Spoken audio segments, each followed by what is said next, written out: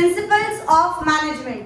हमने कहा कि बिजनेस बिना मैनेज करे नहीं चल सकता, बट हवा में मैनेज नहीं करना। कुछ प्रिंसिपल्स हैं, कुछ प्रिंसिपल्स मतलब कुछ जर्नल गाइडलाइंस। कौन सी गाइडलाइंस? जर्नल गाइडलाइंस हैं जो हमें अप्लाई करनी है अपने बिजनेस में उसको रन करने के लिए। मैम अगर उसको नहीं अप्लाई करनी है तो नहीं चलती, ऐसा तो नहीं है, जनरली चल तो तब भी रही है, but there are some general guidelines जो हमने कहाँ से, प्रिंसिपल कहाँ से डिराइव कर रखे हैं, कैसे डिराइव कर रखे हैं मैम? एक्सपेरिमेंट्स करके, ऑब्जर्वेशन करके, उसको एनालाइज करके, बहुत सारे हमने क्या कर रखे हैं, प्रिंसिपल्स बना रखे हैं। और हम इस वाले, ऐसे नहीं है कि सिर्फ और सिर्फ प्रिंसिपल इन्हीं दो बंदों ने दे रखे हैं, बट हम 12th क्लास में दो बंदों के बारे में बात करेंगे, that is Henri Fayol and Taylor. दो इंसानों ने कुछ प्रिंसिपल्स दिए। अब कोई भी चैप्टर है बिना फीचर्स के तो नहीं होगा। हमने मैनेजमेंट के फीचर्स पढ़े थे, क्या होते हैं मैनेजमेंट के फीचर्स? मैम गोल ओरिएंटेड है, मल्टी डायमेंशन है, ग्रुप एक्टिविटी है, इंटेंजिबल है, फीचर्स बता रहे हैं ना उसके, ऑल परवेसिव है कि वो दिखता कैसा है, मैनेजमेंट के फीचर्स कैसे हैं। ऐसे ही ये प्रिंसिपल्स के फीचर्स कैसे हैं। यूनिवर्सल एप्लीकेबिलिटी है। किसी बच्चे ने मुझसे पूछा था मैडम यहाँ पर आप कह रहे हैं यूनिवर्सल एप्लीकेबिलिटी है, चैप्टर 1 में जब हमने नेचर पढ़ा था तो हमने कहा था क्या चीज अप्लाई नहीं होती, they are not universal validity. वो यूनिवर्सल वैलिडिटी नहीं है, मतलब वैलिड नहीं है, मतलब यूनिवर्सल एप्लीकेबल तो पूरे यूनिवर्स पे हो रहे हैं, सब इन प्रिंसिपल्स को अप्लाई कर रहे हैं, अप्लाई तो कर रहे हैं, बट वैलिड का मतलब होता है कि सेम रिजल्ट नहीं आ रहा, मतलब वो डायनेमिक इन्वायरमेंट वाला पॉइंट हो गया। डायनेमिक क्योंकि ह्यूमन पे लग रहे हैं ना, ये प्रिंसिपल्स किस पे लग रहे हैं, ह्यूमन बीइंग्स पे, और ह्यूमन बीइंग्स का नेचर तो अलग अलग होता है। मैंने एग्जांपल दिया था, हम एग्रेसिव हैं, हम स्ट्राइक्स पे चले जाते हैं और वो यूनियंस वगैरह बना लेते हैं, लेकिन जापान में ऐसा नहीं होता। हो सकता है मैं इसको मार के, डांट के, पनिश करके पढ़ा सकूं और तब नंबर ले आए, बट हो सकता है इसके ऊपर ये अप्लाई ना हो, इसको मुझे प्यार से थोड़ा पैम्पर करके करना पड़े। वो कह रहा है these principle are universal applicable, valid, और वहां पर हमने कौन सा, वैलिडिटी। यूनिवर्सल एप्लीकेबल है, yes they are universal applicable. छोटा बिजनेस, बड़ा business, public business, private business, यहाँ का बिजनेस, बाहर का बिजनेस, सारी जगह प्रिंसिपल्स ये अप्लाई होते हैं। और सही बताऊं, मैं भी बिजनेस कर रही हूँ, मैं अपने हस्बैंड का भी बिजनेस देख रही हूँ, इन सारे प्रिंसिपल्स का यूज होता है, 100% हो रहा है। वो बात अलग है कि हम पढ़े लिखे हैं तो हमें पता है कि ऐसे ट्रीट करते हैं, और वो पढ़े लिखा नहीं होते। मान ले कोई जो लाला टाइप कंपनीज नहीं होती, गुजरात टाइप्स में जो बनियास की कंपनीज बन जाती है 100 करोड़ 200 करोड़ की, तो उसमें ऐसे बिना पढ़े लिखे, तो उनको नहीं पता, but indirectly they are following these principles, right. तो यूनिवर्सल वैलिडिटी है। What do you mean by general guidelines? They are not ready-made solutions. Why I have written this? Sometimes 1 marker में आ जाता है, principles are not ready-made solution for any problem. Full stop. Case study दे दी, उसमें दे दिया कि ready-made solution नहीं है, और बताइए which feature of a principle is highlighted there? They are the journal guidelines. तुम किसी प्रॉब्लम में हो, तुम्हारा एक जर्नल रेडीमेड सोल्यूशन नहीं है वो। ये प्रिंसिपल्स हम पढ़े नहीं, ये वाले या वो वाले, they are not readymade solution.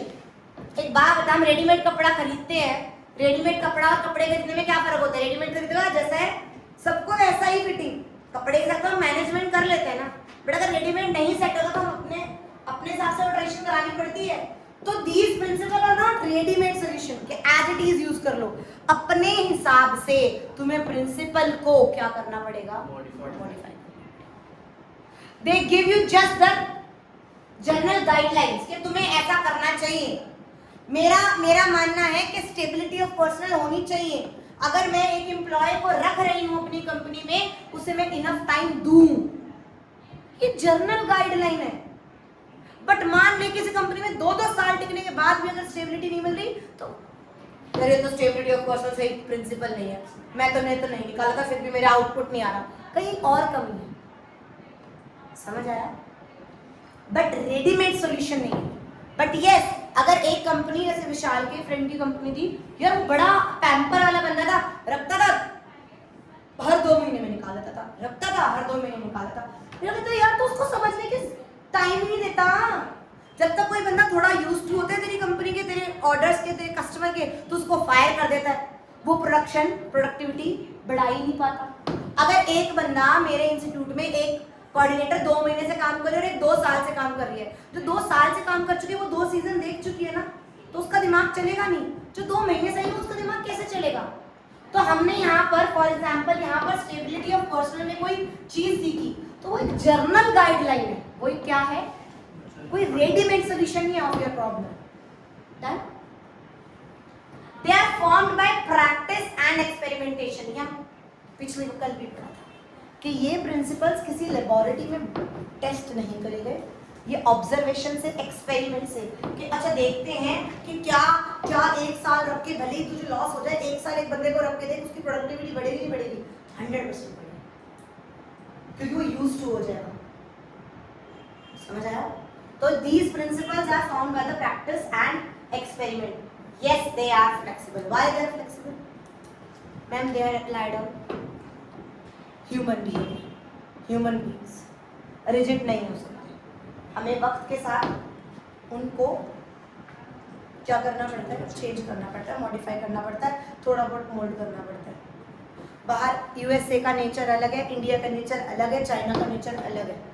सब में स्टेबिलिटी ऑफ पर्सनल का शायद अलग अलग हो, सब में स्केलर चेन का पर्सपेक्टिव अलग अलग हो। यहाँ पर बॉस को बॉस ना बोलो या सर ना बोलो तो चिढ़ जाते हैं, और यूएसए में जाके अगर सर बोल दो तो चिढ़ जाते हैं, और यहाँ सर ना बोलो तो चिढ़ जाते हैं। वहाँ का कल्चर ही क्या है? अपने अपने माँ बाप को, अपने चाचा चाची को भी नाम से ही बुलाते हैं। मेरी भाई की लड़की मतलब मेरे को रश्मि बुआ नहीं बुलाती, रश्मि ही बुलाती है। तो कहाँ का कल्चर है ना, तो थोड़े बहुत प्रिंसिपल्स जो हैं they are flexible in nature.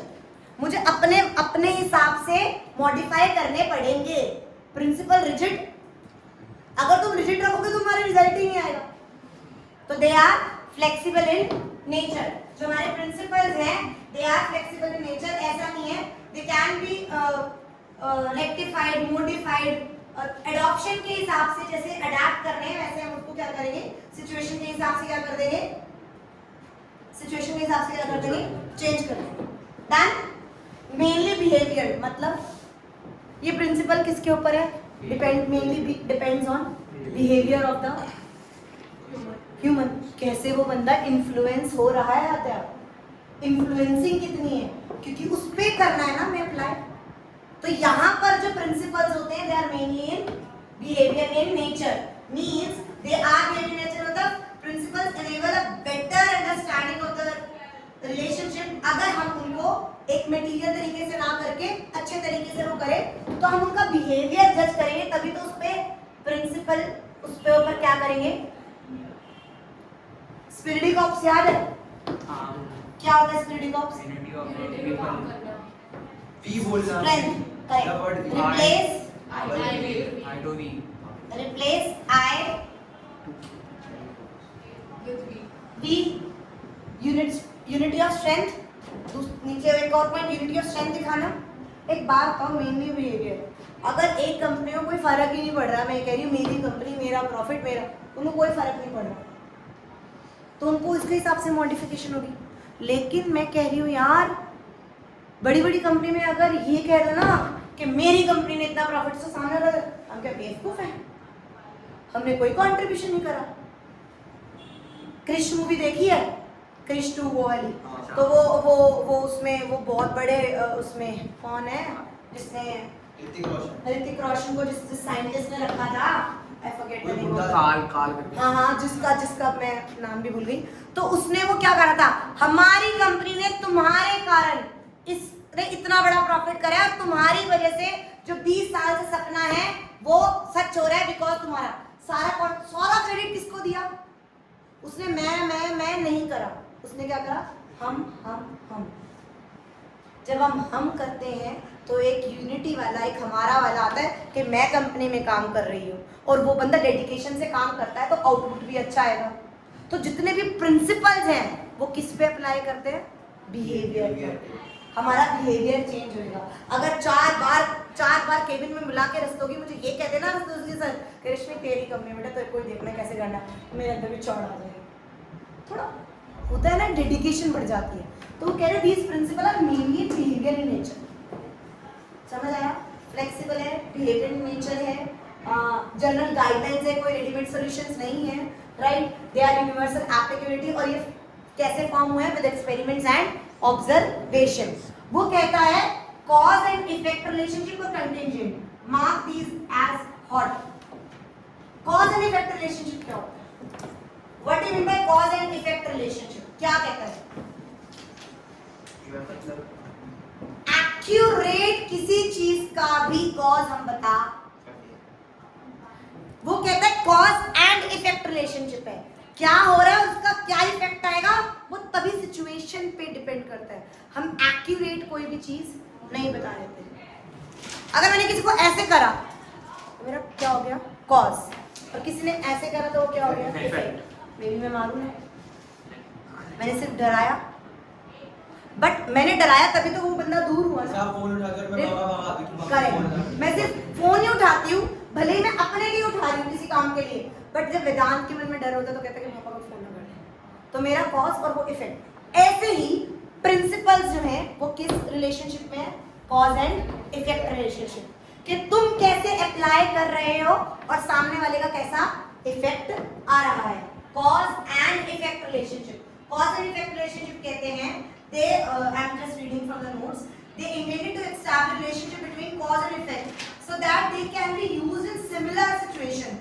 Accurate cause and effect relationship may be difficult to establish since they mainly apply to human behavior. वही सेम चीज, चाहे मेनली बिहेवियर में ले लो, चाहे तुम फ्लेक्सिबल में ले लो, या तुम कॉज एंड इफेक्ट रिलेशनशिप में ले लो, ये तो तय है। ये इसलिए है, ये फीचर्स तीनों इसलिए क्योंकि किस पे अप्लाई हो रहे हैं? ह्यूमन बीइंग्स पर। तो जर्नली कहा जाता है अगर मैं किसी को ऐसे करूंगी तो वो डरेगा, राइट?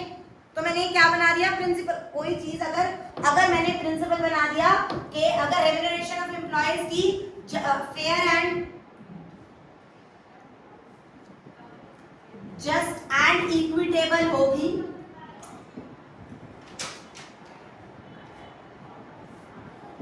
अगर रेम्यूनरेशन जस्ट एंड इक्विटेबल होगी, फेयर होगी, तो क्या होगा? मैंने कह दिया कॉज है तो वो बंदा सामने वाले से सही करेगा, तुम सही। मैंने इफेक्ट बता दी, जर्नल में। कई लोग अच्छा तुम कितना भी फेयर एंड वो कर दो उनको सैटिस्फैक्शन हो ही नहीं, बट इन जनरल उससे मिलर इफेक्ट आएगा ना। But accurate cause and effect relationship हम बता नहीं सकते। क्यों नहीं बता सकते? Because they mainly depend upon the behaviour of the. समझ आ रहा है? फ्लेक्सिबल क्यों है ये बता दिया, कॉज एंड इफेक्ट रिलेशनशिप क्या है वो बता दिया, मेनली बिहेवियर क्यों होते हैं वो बता दिया, जनरल गाइडलाइंस क्या है, they are formed by experiments on observation, right? Universal applicability है। The last one is they are contingent in nature. What is the contingent in nature? एक ना इसमें लिख लो समटाइम्स, जैसे मैं इसमें रेडीमेड सॉल्यूशन कह रही हूँ, इसमें भी आ जाती है।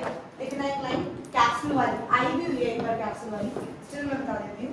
Capsules, management principles are capsules, wisdom to be used carefully and discretionary. Management principles are just like capsules. Why they are capsules? 10 बंदों को सामूहिक बुखार हुआ, हमारी मिल होती है ना यार मैं डॉक्टर गुप्ता के लाऊंगा, मुझे तो ना उसी की दवाई लगेगी, होती नहीं है यार, मैं डॉक्टर अमरनाथ के जाऊंगी तभी मेरी दवाई लगेगी, बस अदरवाइज नहीं लगेगी। हम किसी के भी चले जाएं, हमारा माइंडसेट होता है ना कि इसकी दवाई मुझे लगती है। कभी सुना है? कभी सुना है ये बात?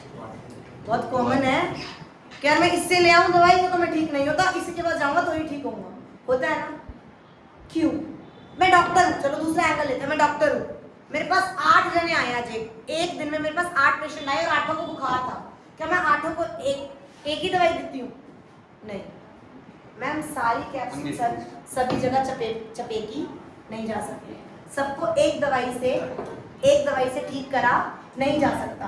हो सकता है एक को इसलिए नहीं दे सकती वेदांत, एक को इसलिए नहीं दे सकती वो दवाई क्योंकि उसको शुगर है, उसको एलर्जी करेगी। एक को इसलिए नहीं कर रही यार वो ना प्रेग्नेंट है और उसको बुखार है, इसलिए एक दवाई में सब जगह एक ही उसमें फिट नहीं कर सकती। I have to use my wisdom, discretionary, अलग अलग सिचुएशन में अलग अलग तरीके से। वो कहता है these principle are contingent in nature. ये नहीं है एक ही प्रॉब्लम का सारा सबका सोल्यूशन एक ही है, सबको वही चपेट दो, वही दवाई दे दो। इसीलिए जो लाइन लिखवाई थी, principles, management principles are capsules, wisdom to be used carefully and discreetly. Wisdom to be used carefully and discreetly. मतलब सोच समझ के यूज करना है कि कहाँ पे क्या अप्लाई होगा, कैसे नहीं होगा, कहाँ पर फैटिग स्टडी अप्लाई होगा, कहाँ पे डिफरेंशियल पीस बेस सिस्टम होगा, सोच समझ के। These are the principal features of principle of management, जो बच्चा कभी भी ध्यान से पढ़ के नहीं जाता हमेशा, क्योंकि हर बार ये 14 प्रिंसिपल और वो वाले प्रिंसिपल ही आते हैं एवरी टाइम। लास्ट टाइम तो 6 नंबर का डायरेक्ट क्वेश्चन था, तीनों सेट में अलग अलग तीन वो पूछते थे, क्या डायरेक्ट प्रिंसिपल्स हर के 2 नंबर के। लास्ट ईयर 2025 में ये और ये, इनमें से 3 एक में 3 एक में 3 एक में, समझ गया? अरे डायरेक्ट फंक्शन कन्वेंशन बता दो, हार्मोनी डिस्कॉर्ड बता दो, यूनिटी ऑफ कमांड बता दो। तीनों में अलग अलग थे बट तीनों में डायरेक्ट क्वेश्चन है। हाँ ठीक है, डन। बट इसको हल्के में नहीं लेना, बहुत बार केस स्टडी आ रखी है। क्या ये इनमें से कोई ऐसा पॉइंट, 7 पॉइंट में से ऐसा कोई पॉइंट जो ना समझ आया, याद ना होएगा? समझ आ गया? डन। नाउ इंपॉर्टेंस हम हमेशा आखिरी में करेंगे, right? Now moving towards the बंदा हेनरी फ्योल। हेनरी फ्योल एक ऐसा बंदा था जिसने क्या करा, Henri Fayol is also known as father of management. इसको क्या कहा गया? Father of management. इसके प्रिंसिपल पता है कहाँ लगते थे? टॉप मैनेजमेंट पे अप्लाई होते थे। इसके प्रिंसिपल्स कहाँ होते थे? Floor level. ये साइंटिफिक था, ये साइंटिफिक कौन था?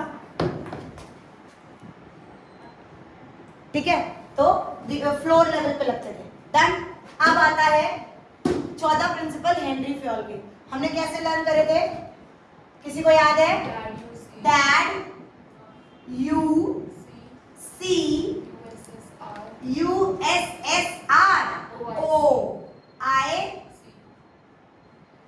यहाँ पे C है वाला, यहाँ पे CO वाला था और यहाँ पर S डबल E।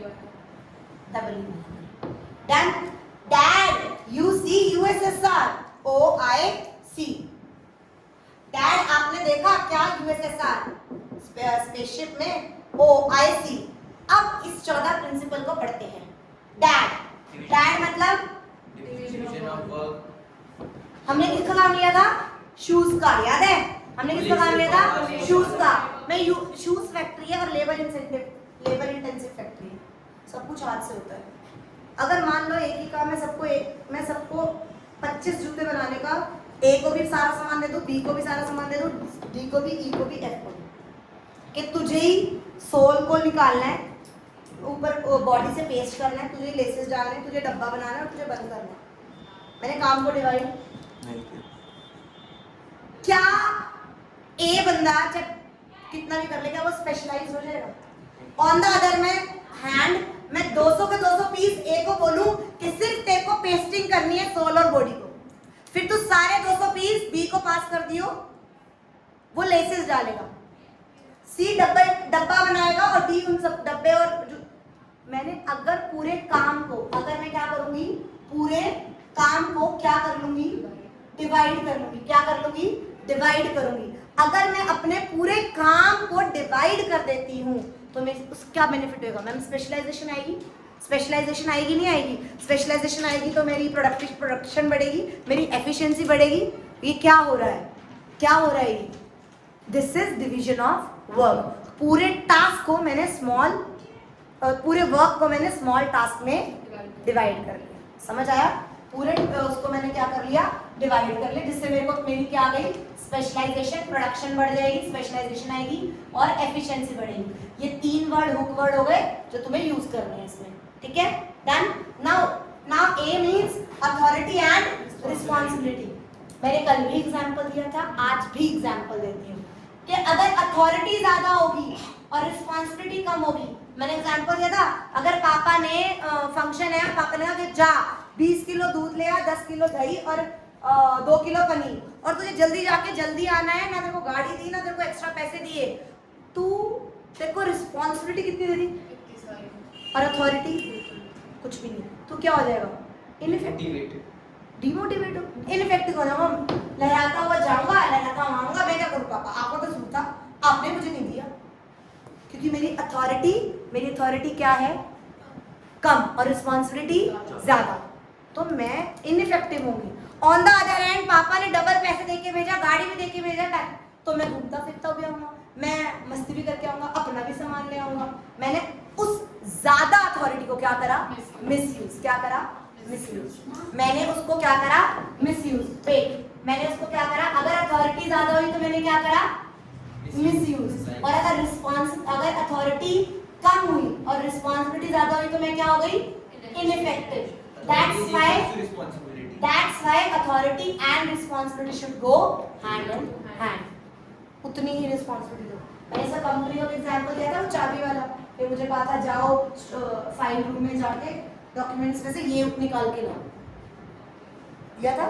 तो अथॉरिटी और रिस्पांसिबिलिटी हमेशा सेम होनी चाहिए, ना ज्यादा ना कम। Next one is discipline. क्या होता है? Tell me. क्या है? हमारे ऊपर क्या होना चाहिए? सुपरवाइजर होने चाहिए जो गुड वर्किंग कंडीशंस देके हमें डिसिप्लिन से रखे। लेकिन इसमें सबसे मोटी बात पता है क्या है? 2 बंदे होते हैं, मैनेजर्स और उनके नीचे सबऑर्डिनेट्स। दोनों ने एक दूसरे को कुछ क्या करी होती है? कमिटमेंट। क्या करी होती है? कमिटमेंट। तो एज पर डिसिप्लिन वो कहता है they both should honour their, जो अपना अपना प्रोमिसेस है, जो अपना अपना प्रॉमिस है, उनको वो निभाना चाहिए, उनको वो निभाना चाहिए। They will honour their commitments. जो इसने वर्कर ने कमिटमेंट करी मैनेजर को, और जो मैनेजर ने कमिटमेंट करी वर्कर को, they both should honour their commitments. उनको मुकरना नहीं चाहिए। डिसिप्लिन का मतलब ये होता है ना, रूल्स रेगुलेशंस के साथ चले। हाँ, और उतने रूल्स रेगुलेशन के हिसाब से चले, ब्रेक ना करें। ब्रेक करेंगे तो क्या होएगी? पेनल्टीज लगेगी। ठीक है, ब्रेक करेंगे तो क्या करेंगे? पेनल्टी लगेगी। अब आता है यूनिटी ऑफ कमांड और यूनिटी ऑफ डायरेक्शन। इन दोनों में कंफ्यूज नहीं होना। कमांड और डायरेक्शन से समझो। अब दोनों ही अलग चीज है, कंफ्यूजन है। बच्चे स्लैप करके लिख के आए थे।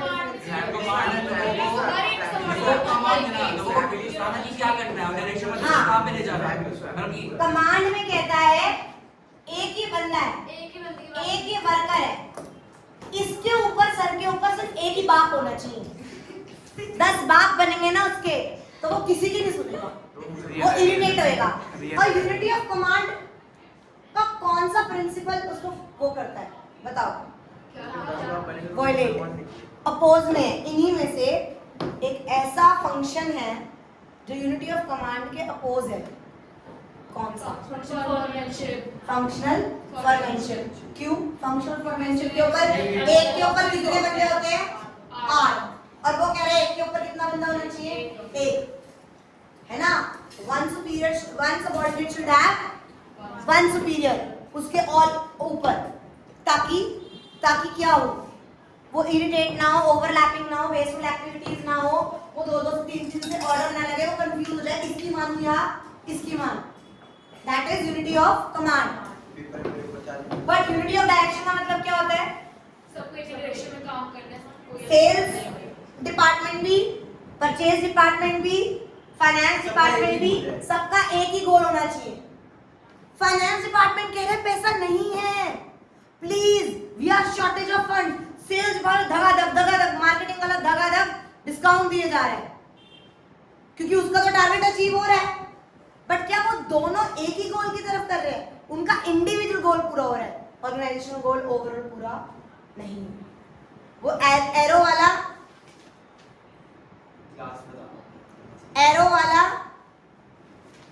वाला वो याद है क्या? डायग्राम ऐसे जो एक ही ये सारे एक ही डायरेक्शन में कर रहे थे, ये ऐसे सारे एक डायरेक्शन में चल रहे हैं।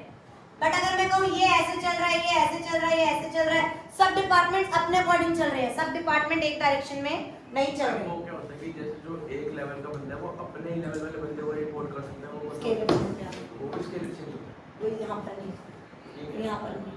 डन, समझ आ गया पक्का? नेक्स्ट वन इज डैड हो गया, डैड यू डन। अब आ जाओ centralisation, c centralisation and decentralisation. हमने पढ़ा था किसमें पढ़ा था? अभी ऑर्गेनाइजिंग में पढ़ा था, डेलीगेशन एंड डिसेंट्रलाइजेशन। याद है? डेलीगेशन का मतलब क्या होता था? एंजल अपनी रिस्पांसिबिलिटी किसी और को पास होना, किसी और को नहीं, ट्रांसफर किसको करना? एक वर्ड मिसिंग, नो करेक्ट, सबसे मेन वर्ड। हमें क्या करना है? ट्रांसफर इमीडिएट सबऑर्डिनेट्स को। किसको कर सकते हैं हम? बिल्कुल नीचे वाले immediate subordinate. But decentralisation throughout the organisation. क्या कौन सा वर्ड था? Through out. कि डिसेंट्रलाइजेशन कहते हैं मैं पूरी ऑर्गेनाइजेशन में अपना रिस्पांसिबिलिटी अथॉरिटी बांट दिया है मैंने कि तेरा ही हक है, तुझे ही करना है, मेरा लेना देना मुझे तुझसे पूछना नहीं है। That is decentralisation. काम है, दैट इज डिसेंट्रलाइजेशन। सेंट्रलाइज का मतलब क्या होता है? ऑलवेज इसको कोरिलेट करना है सेंट्रलाइज जैसी। मॉलों में अगर मैंने एक बार ऐसे करा तो पूरे मॉल का एक पूरे फ्लोर का एसी चल रहा है ना, सेंट्रलाइज है। बट यहाँ सेंट्रलाइज नहीं, यहाँ का अलग है, वहाँ का अलग है, सबका अलग अलग है। समझ आ गया? डिसेंट्रलाइज में हम क्या करते हैं? अथॉरिटी को throughout the organisation hierarchy authority बटी होती है। बट सेंट्रलाइज में क्या कहते हैं? सारा कुछ मैं करूंगा।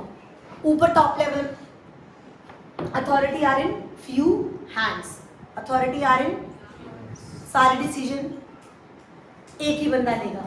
एक कंपनी ना ही कंप्लीटली सेंट्रलाइज सही है और ना ही कंप्लीटली सेंट्रलाइज। हमेशा कोर एक्टिविटीज होनी चाहिए, मेन एक्टिविटीज होनी चाहिए, और जो रेगुलर बेसिस की एक्टिविटीज होती है हमेशा क्या होनी चाहिए? डिसेंट्रलाइज होनी चाहिए।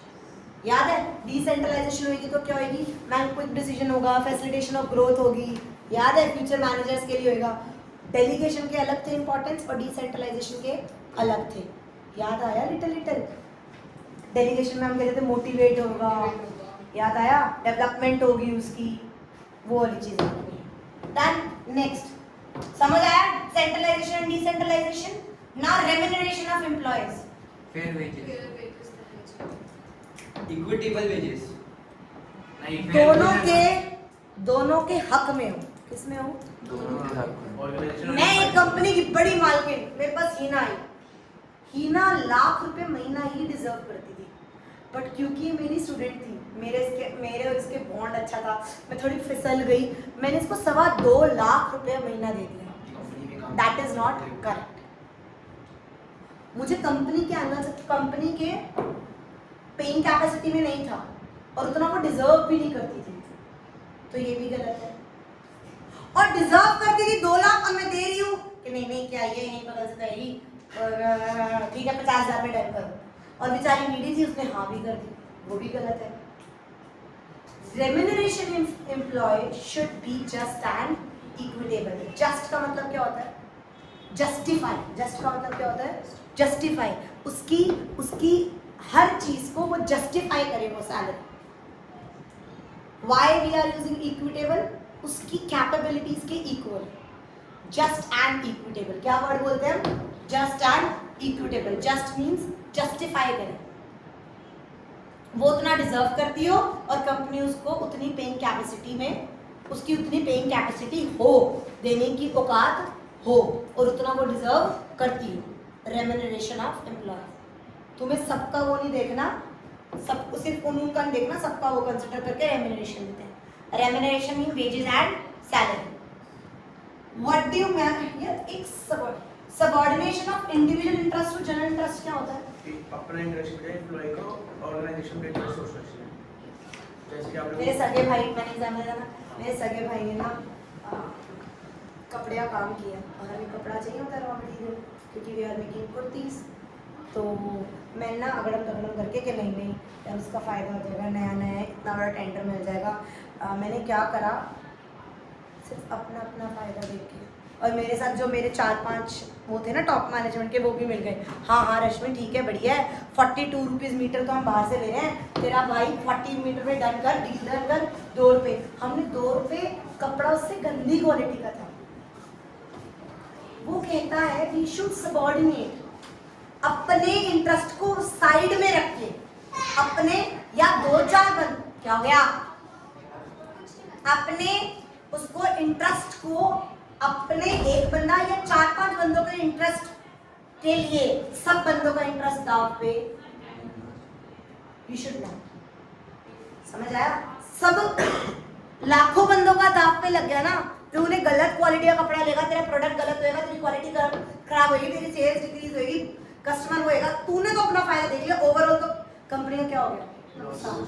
तो वो कहता है इंडिविजुअल इंटरेस्ट को सबऑर्डिनेट करो to the general interest. General interest मतलब कंपनी का, ओवरऑल ऑर्गेनाइजेशन। समझ आया? Yes, ma'am. पक्का समझ आ गए? Yes. 8 के 8 समझ आ गए? Yes, ma'am. Now scalar chain. पहले चीज ये होती है कि क्या बोलते हैं, अगर आपको मेरे को हायरार्की क्या होती है? लेकिन मेरे को आपको कॉन्टैक्ट मिल गया Hierarchy in which they can communicate। कि मतलब मेरे को ये नहीं कि मैं सीधा पहले मुस्कान मैम को बोलूँ आपको कांटेक्ट करने के लिए मैं किताब से बात करूँ। एक हायरार्की, अगर एक लोअर लेवल पे बंदा है, वो डायरेक्ट जाके डायरेक्टर को, प्रेसिडेंट को, कंपनी को वो नहीं करेगा, वो अपने इमीडिएट सुपीरियर को इमीडिएट सुपीरियर को इत्तला करेगा, बताएगा, फिर वो अपने सुपीरियर को बताएगा। अगर तुम मेल लिख रहे हो तो सीसी में उनको भी डालो, राइट? एक स्केलर चेन का मतलब होता है कम्युनिकेशन का हायरार्की लेवल। समझ आया? कम्युनिकेशन का हायरार्की लेवल, हम उसे ब्रेक नहीं करेंगे। बट इसके अंदर एक और वर्ड क्या होता है? Gang plan. क्या होता है? Gang plan. मोस्ट का मतलब क्या होता है? मैम अगर मेरी 2 डिपार्टमेंट्स हैं, ये सेल्स डिपार्टमेंट है, ये परचेज डिपार्टमेंट है, और दोनों ही मैनेजर हैं, तो दे कैन कम्युनिकेट डायरेक्टली। ऐसा नहीं है कि इसको करेगा फिर ये इसको करेगा फिर ये हेड को करेगा फिर हेड इसको करेगा और फिर इसको करेगा, नहीं, ऐसा नहीं। If they both are on the same level, same platform, same department, same status, then they can communicate in the case of emergency, right? Don't follow the whole pattern, you can communicate directly. Then what in the order? everything should be at his and everybody, should be his or her designated place. correct? हम बंदे everybody और everything मतलब सामान, सारे किस में होना चाहिए? जगह पे होना चाहिए। मैंने एग्जाम्पल दिया था अपनी कंपनी का, जब हम फाइनेंस में सर थे, उनसे मिलने चल जाए, वो कभी अपनी केबिन की टेबल पे मिलते ही नहीं थे, वो हमेशा सेल्स मैनेजर की जो सेल्स गर्ल उनके पास ही मिलते थे, उन्हीं की केबिन में मिलते थे। भाई हमें ऑर्डर ब्रेक हो गया, तुम्हारी जो बंदा जो काम लेके तुम्हारे पास आ रहा है 2 फ्लोर उतर के, और तुम अपने डेजिग्नेटेड प्लेस पे ही नहीं हो, क्या एफिशिएंसी बढ़ेगी? घटेगी। Wastage of time. फिर हम जाके वहां मिल के आते थे कि सर ऐसे ऐसे साइन कर दो, ये है वो है। ये तो हो गया एवरीबॉडी, जिसको जहां मिलना चाहिए, जिसकी जहां डेजिग्नेटेड प्लेस है उसको वहां हो। वो फाइनल एग्जांपल दिया था यार, एक कंपनी 25-25 40-40 साल से बनी होती है और बहुत सारी चीज हार्ड कॉपी में होती है। इससे भी बड़ा कमरा था जहां पर सिर्फ क्या रखी होती थी?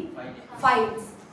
मैंने 2019 की फाइल निकाली, 2019-18 में आग लगी थी, तो 2019 में हमारे पास केस का एक पॉजिटिव पॉइंट था, तो सर ने कहा तू ना 2019 की ना इस वाली लीगल की ये वाली फाइल ले आ, तो रैक बने होते थे।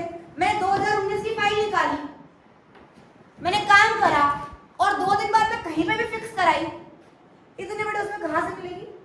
जब दोबारा जरूरत होगी, क्या वो अपनी जगह पर है जहां पर होनी चाहिए थी? टूल्स अपनी जगह पर नहीं है, फाइल्स अपनी जगह पे नहीं है, रॉ मटेरियल जहां रखना चाहिए वहां बाइफरकेटेड नहीं है। अगर चीजें everything and everybody should be eight there designate place. नहीं समझ आया?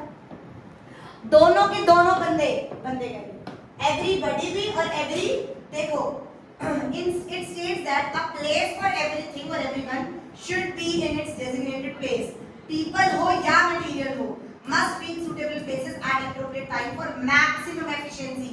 हमारी efficiency को बढ़ाने के लिए क्या होना चाहिए? maximum efficiency के लिए हमें principle of order का use करना चाहिए। समझ आया? वरना mess create होगा, irritation होगी। मेरे घर में तो सबसे ज्यादा ऑर्डर है ही नहीं, मेरे घर में 6 कैंची होंगी, तो भी अगर जब मैं सीजर मांगू ना, वो पूरे घर में सीजर नहीं मिलती। रीजन, उसका जो ड्रॉर फिक्स है उसमें वो कभी सीजर होती ही नहीं, तो वो 10 मिनट इधर उधर ढूंढना पड़ता है, मिलती नहीं है। Irritation level same apply the company. अगर जो चीज़ जहाँ फिक्स है और वो वहाँ नहीं है, तो यानी तुम्हारे पास प्रिंसिपल ऑफ ऑर्डर वायलेट हो रहा है। नहीं समझ आया? पक्का?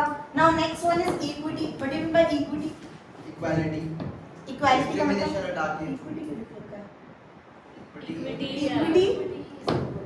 इक्विटी का मतलब Justice and equality. fairness। Equity का मतलब किस चीज में equality? Discrimination। Free from any discrimination, free from any biasness. ये लड़का है, ये लड़की है, ये हिंदू है, ये मुस्लिम है, ये गोरा है, ये काला है, ये दूर रहती है। फंक्शन वो कहता है कि it should B free from any discrimination, don't discriminate on this basis. वो छोटी हाइट का है, वो बड़ी हाइट का है, वो मोटा है, वो पतला है, नहीं। अगर तुमने अपना कंपनी चलानी है, it should be on equality basis. Equity का प्रिंसिपल क्या होगा? इक्विटी का प्रिंसिपल क्या होगा? फॉलो होगा। Free from discrimination on any base. Done. What is stability of personal कुछ भी बोलो। Don't follow the policy of hire and fire का पॉलिसी। पैसा लगता है, फ्री में आता है। अभी स्टाफिंग पढ़ के आया ना, 10 चीजें पढ़ी थी ना, 10 सोर्सेज ऑफ रिक्रूटमेंट। पैसा लगता है यार, उसको टाइम तो दो रिजल्ट देने का। जो आपने भी अपने हस्बैंड की कंपनी है, क्या 2 महीने वाले टाइम तो दो। हमें कभी भी हायर एंड फायर पॉलिसी का नहीं करना चाहिए, स्टेबिलिटी करनी चाहिए। अगर एम्प्लॉय टर्नओवर रेशियो बढ़ती है, क्या बढ़ती है? एम्प्लॉय टर्नओवर रेशियो बढ़ते, तो it's not good for company. सामने वाला भी छोड़ के जाना चाहिए। मैं सेटिस्फाइड भी होगी अगर मेरे सामने वाले 4 बंदे छोड़ के जाएंगे, तो मुझे भी लगेगा बन चाहिए। समझ आया? तो स्टेबिलिटी रहनी चाहिए। बट यू मैं इनिशिएटिव, सबको इनिशिएटिव देना कि डिसीजन मेकिंग में एनकरेज नहीं, इनिशिएटिव का मतलब होता सबका है वो if contribution. if anyone is taking one step ahead, you should not do like this. तूने ऐसे कैसे कर दिया? You should appreciate कि कोई बात नहीं, हम तुम्हें लिसन करेंगे। उसको एक तो उसने बेचारे ने तुम्हें सजेशन दिया, आगे बढ़कर तुम्हारा वो करा, ऊपर से तुम उसी को डांट दो। वो कभी भी नहीं देगा, वो कभी भी सजेशन नहीं देगा, वो कभी भी सपोर्ट नहीं करेगा, वो कभी भी अपनी दिल की बात नहीं कहेगा। We should organization should open make their ears open for their suggestions. और अगर कोई इनिशिएटिव ले रहा है, कोई फर्स्ट स्टेप अहेड ले रहा है, तो उसको अप्रिशिएट करो। इनिशिएटिव का मतलब क्या होता है? अगर initiative means eagerness to initiate action without being asked to do so. अगर कोई सेल्फ मोटिवेट होके फर्स्ट स्टेप ले रहा है, तो उसको अप्रिशिएट करो। Right? What do you spirit ops? मैं मेरी कंपनी, मेरा प्रॉफिट, मेरी मेहनत, मेरा मत करो। सिर्फ तेरे कारण कंपनी तूने भले ही पैसा लगा रखा, सिर्फ तेरे कारण नहीं चल रही। अभी हमने कहा था management is a team work. पूरी कंपनी सिर्फ एक बंदे के हिसाब से नहीं चलती। Replace I with we. ये 14 प्रिंसिपल समझ आए?